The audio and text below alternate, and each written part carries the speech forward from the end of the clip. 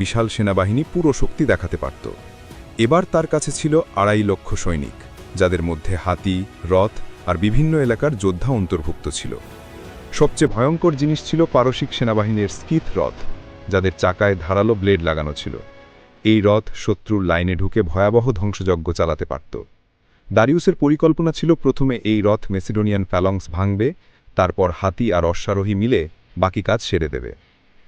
Alexander জানতেন এটা তার সবচেয়ে কঠিন পরীক্ষা। তার কাছে ছিল মাত্র 47,000 সৈনিক, শত্রুর চেয়ে 5 গুণ কম।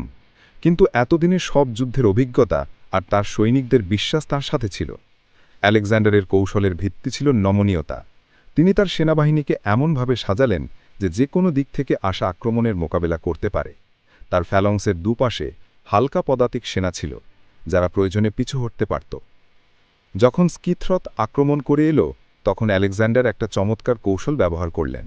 তার সৈনিকরা ইচ্ছাকৃতভাবে তাদের লাইনে জায়গা ছেড়ে দিল, যার ফলে রথ মাঝ দিয়ে চলে গেল কাউকে ক্ষতি না করেই। রথের পেছন থেকে মেসিডোনিয়ান সৈনিকরা রথচালকদের নিশানা করল। কিন্তু আসল খেলা এখনও শুরু হতে বাকি। আলেকজান্ডার দেখানোর জন্য তার ডান দিকের সেনাবাহিনী এতটা ছড়িয়ে দিলেন যে দারিউসের মনে হল তিনি তার ডান অংশ দুর্বল করে ফেলেছেন। দারিউস তার বাম দিকের সেনাবাহিনীকে আলেকজান্ডারের ডান অংশে আক্রমণ করতে পাঠালেন। এটাই ছিল সেই মুহূর্ত যার জন্য আলেকজান্ডার অপেক্ষা করছিলেন। যখনই পারসিক সেনাবাহিনীর বাম অংশ আক্রমণ করল, তাদের কেন্দ্রীয় লাইনে একটা খালি জায়গা তৈরি হল।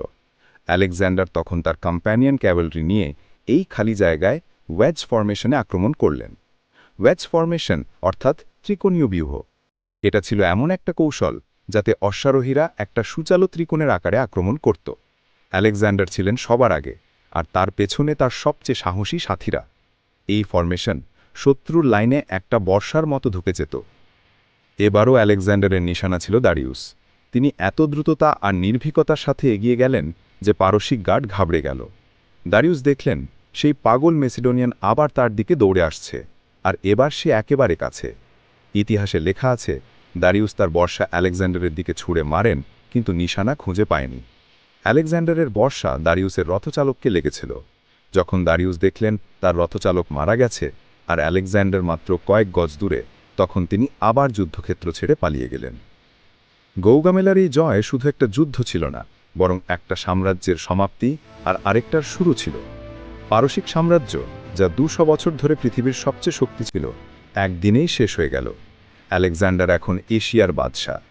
কিন্তু আলেকজান্ডারের প্রতিভা শুধু যুদ্ধক্ষেত্রেই সীমাবদ্ধ ছিল না।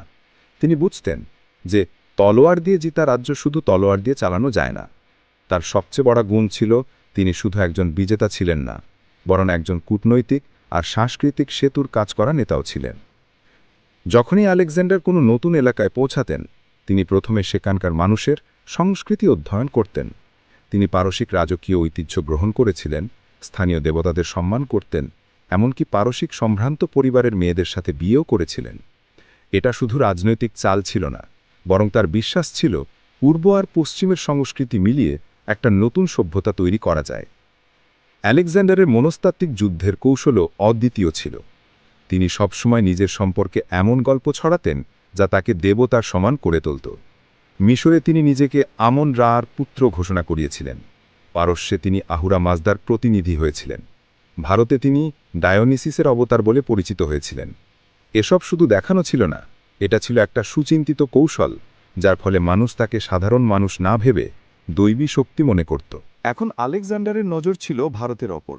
খ্রিস্টপূর্ব 326 সালে তিনি হিন্দুকুশ পর্বত পার করে ভারতে পৌঁছালেন। এখানে তাকে একেবারে ভিন্ন ধরনের চ্যালেঞ্জের মুখোমুখি হতে হয়েছিল। ভারতীয় রাজা পোরাস তার সামনে এমন সব কঠিন কাঠি দাঁড় করিয়েছিলেন যার মুখোমুখি তিনি আগে কখনো হননি। হাইডাসপিস নদীর তীরে পোরাসের সেনাবাহিনীতে 200টি হাতি ছিল। এটা আলেকজান্ডারের জন্য নতুন অভিজ্ঞতা ছিল, কারণ তিনি আগে কখনো এত বড় পরিসরে হাতির ব্যবহার দেখেননি। হাতি শুধু যুদ্ধের হাতিয়ার ছিল না, বরং তারা ম্যাসিডোনিয়ান ঘোড়াদের মধ্যে আতঙ্ক ছড়াত। মৌসুমি বৃষ্টির সময় ছিল, আর হাইডাসপিস নদীতে বন্যা এসেছিল। পোরাস নদীর ওপারে তার সেনাবাহিনী মোতায়েন করেছিলেন, আর তিনি জানতেন নদী পার হওয়া আলেকজান্ডারের জন্য অত্যন্ত কঠিন হবে।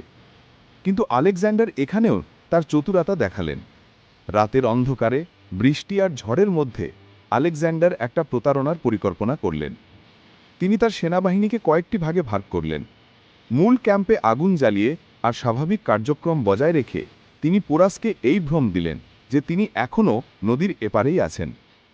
এই সময়ে আলেকজান্ডার তার নির্বাচিত সৈনিকদের নিয়ে নদী থেকে 18 মাইল ওপরের দিকে গেলেন, যেখানে একটা ছোট দ্বীপ ছিল। এখান থেকে নদী পার হওয়া সহজ ছিল। সকাল হওয়ার আগেই আলেকজান্ডার তার ক্যাভালেরি নিয়ে নদীর ওপারে পৌঁছে গিয়েছিলেন। যখন পোরাসের জানা হলো আলেকজান্ডার তার পেছনে এসে গেছেন, তখন তাকে তার সেনাবাহিনী 2 ভাগে ভাগ করতে হলো।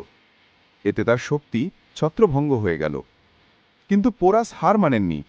তিনি তার হাতিদের এগিয়ে দিয়ে আলেকজান্ডারের ক্যাভালারির ওপর আক্রমণ করলেন। এখানে আলেকজান্ডারের অভিযোজন ক্ষমতা দেখা গেল। তিনি দেখলেন ঘোড়ারা হাতি দেখে ভয় পাচ্ছে, তাই তিনি নতুন কৌশল অবলম্বন করলেন। তিনি তার ক্যাভালারিকে হাতিদের পাশ থেকে আক্রমণ করতে বললেন, সামনে থেকে নয়। একসাথে তার তীরন্দাজরা হাতিদের মাহুতদের নিশানা করল। ধীরে ধীরে হাতি নিয়ন্ত্রণের বাইরে চলে যেতে লাগল। মাহুত ছাড়া হাতি নিজেদের সেনাবাহিনীকেই পায়ের তলায় পিষে ফেলতে লাগল। পোরাসের সেনাবাহিনীতে অশান্তি দেখা দিল, কিন্তু পোরাস নিজে শেষ পর্যন্ত লড়ে গেলেন। তিনি একটা বিশাল হাতির ওপর চড়েছিলেন আর মারাত্মকভাবে আহত হওয়ার পরেও যুদ্ধ ছাড়তে রাজি হননি। যখন অবশেষে পোরাসকে বন্দী করা হলো আর আলেকজান্ডারের সামনে আনা হলো, তখন আলেকজান্ডার জিজ্ঞেস করলেন তিনি তার সাথে কেমন ব্যবহার চান। পোরাস গর্বের সাথে উত্তর দিলেন, একজন রাজার সাথে যেমন ব্যবহার হওয়া উচিত। আলেকজান্ডার এই উত্তরে এতটাই মুগ্ধ হয়েছিলেন যে তিনি শুধু পোরাসকে তার রাজ্য ফিরিয়ে দেননি, বরং তাকে আরও এলাকা দিয়েছিলেন। এই ঘটনা আলেকজান্ডারের চরিত্রের আরেকটা দিক দেখায়। তিনি শুধু নিষ্ঠুর বিজেতা ছিলেন না, বরং সাহস আর সম্মানের কদর করতে জানতেন। হাইডাসপিজের যুদ্ধ তাকে দেখিয়েছিল যে পৃথিবীতে এখনও এমন যোদ্ধা আছেন যারা তার মতোই সাহসী। কিন্তু ভারতে আলেকজান্ডারের সেনাবাহিনীর অবস্থা খারাপ হচ্ছিল। ক্রমাগত যুদ্ধ, মৌসুমী বৃষ্টি আর ঘর থেকে হাজার হাজার মাইল দূরে থাকার ক্লান্তি সৈনিকদের মনোবল ভেঙে দিয়েছিল। হাইফাসিস নদীর তীরে তার সেনাবাহিনী আর এগিয়ে যেতে অস্বীকার করল। প্রথমবার আলেকজান্ডারকে তার সৈনিকদের কাছে মাথা নত করতে হলো। এই ঘটনা দেখায় যে আলেকজান্ডারের সফলতা শুধু তার ব্যক্তিগত প্রতিভার ওপর নির্ভর করত না, বরং তার সৈনিকদের বিশ্বাস আর আত্মসমর্পণের ওপরও নির্ভর করত। যখন এই বিশ্বাস ভেঙে গেল, তখন পৃথিবীর সবচেয়ে মহান বিজেতাকেও থামতে বাধ্য হতে হয়েছিল। আজ যখন আমরা আলেকজান্ডারের যুদ্ধ কৌশল দেখি, তখন পাই যে তার প্রভাব ইতিহাসে চিরস্থায়ী হয়ে আছে। তারপরে আসা মহান সেনাপতিরা হানিবাল, জুলিয়াস সিজার, নেপোলিয়ন সবাই আলেকজান্ডারের কৌশল অধ্যয়ন করেছেন আর তার থেকে শিখেছেন। হানিবাল আলেকজান্ডারের কাছ থেকে শিখেছিলেন কিভাবে ছোট সেনাবাহিনী দিয়ে বড় সেনাবাহিনীকে হারানো যায়। ক্যানির যুদ্ধে হানিবাল ডাবল এনভেলপমেন্ট কৌশল ব্যবহার করেছিলেন, যেটা আলেকজান্ডারের তির্যক আক্রমণ কৌশলের উন্নত রূপ ছিল। জুলিয়াস সিজার আলেকজান্ডারের কাছ থেকে শিখেছিলেন কিভাবে ব্যক্তিগত সাহস আর সৈনিকদের সাথে একাত্মতা স্থাপন করা যায়। সিজারও সবসময় তার সৈনিকদের সাথে কষ্ট সহ্য করতেন আর যুদ্ধে সবার আগে থাকতেন। নেপোলিয়ন তো আলেকজান্ডারের সবচেয়ে বড় ভক্ত ছিলেন। তিনি আলেকজান্ডারের কাছ থেকে শিখেছিলেন কিভাবে দ্রুত সিদ্ধান্ত নিয়ে শত্রুকে চমকে দেওয়া যায়। নেপোলিয়নের মার্চ, ডিভাইড অ্যান্ড কনকার কৌশল আলেকজান্ডারের তাৎক্ষণিক সিদ্ধান্ত আর নমনীয় কৌশলেরই বিস্তার ছিল। আধুনিক সামরিক একাডেমিতেও আজও আলেকজান্ডারের কৌশল পড়ানো হয়। তার কৌশলগুলো কম্বাইন্ড আর্মস, গতিশীলতা, ইঞ্জিনিয়ারিং, মনস্তাত্ত্বিক যুদ্ধ আজকের আধুনিক যুদ্ধেও ততটাই প্রাসঙ্গিক। কিন্তু আলেকজান্ডারের সবচেয়ে বড় অবদান ছিল তিনি দেখিয়েছিলেন যে যুদ্ধ শুধু হিংসা নয়, বরং একটি আর্ট। এই আর্টের সৃজনশীলতা, উদ্ভাবন, মনস্তত্ত্ব আর নেতৃত্ব সবকিছুর মিশ্রণ থাকে। তিনি প্রমাণ করেছিলেন যে শুধু শক্তি দিয়ে যুদ্ধ জেতা যায় না, বরং বুদ্ধি, সাহস আর দৃঢ়তা দিয়ে জেতা যায়। আজও যখন আমরা আলেকজান্ডারের কথা ভাবি, তখন একটা প্রশ্ন সবসময় ওঠে যে তিনি কি সত্যিই একজন প্রতিভাবান কৌশলবিদ ছিলেন, নাকি শুধু ভাগ্যবান ছিলেন। এই বিতর্ক আজও চলে, কিন্তু ১৩ বছরের প্রতিনিয়ত অভিযানে ক্রমাগত জয় শুধু ভাগ্য দিয়ে পাওয়া যায় না। আলেকজান্ডারের আসল প্রতিভা ছিল তিনি প্রতিটি পরিস্থিতি অনুযায়ী নিজেকে মানিয়ে নিতে পারতেন। গ্রানাইকাসে নদী পার হওয়ার সাহস, টায়ারে ইঞ্জিনিয়ারিংয়ের কমাল, ইসুসে দ্রুত সিদ্ধান্ত, গৌগামেলায় জটিল কৌশল আর হাইডাসপিজের নতুন চ্যালেঞ্জের মোকাবিলা, প্রতিটি জায়গায় তিনি আলাদা দক্ষতা দেখিয়েছেন। সম্ভবত আলেকজান্ডারের সবচেয়ে বড় সফলতা ছিল তিনি তার সময়ের সব সীমাবদ্ধতা ভেঙে ফেলেছিলেন। যখন পৃথিবী ছোট ছোট রাজ্যে বিভক্ত ছিল, তিনি এমন একটি সাম্রাজ্যের স্বপ্ন দেখেছিলেন যাটা 3 মহাদেশের জুড়ে বিস্তৃত হবে। যখন লোকে নিজেদের সংস্কৃতিকে শ্রেষ্ঠ মনে করে অন্যদের নিচু দেখত, তিনি পূর্ব আর পশ্চিমকে মেলানোর চেষ্টা করেছিলেন। আলেকজান্ডারের গল্প আজও আমাদের অনুপ্রেরণা দেয় যে অসম্ভব বলে কিছু নেই, যদি আপনার কাছে সঠিক কৌশল, অটুট সাহস আর নিজের লক্ষ্যে পূর্ণ বিশ্বাস থাকে।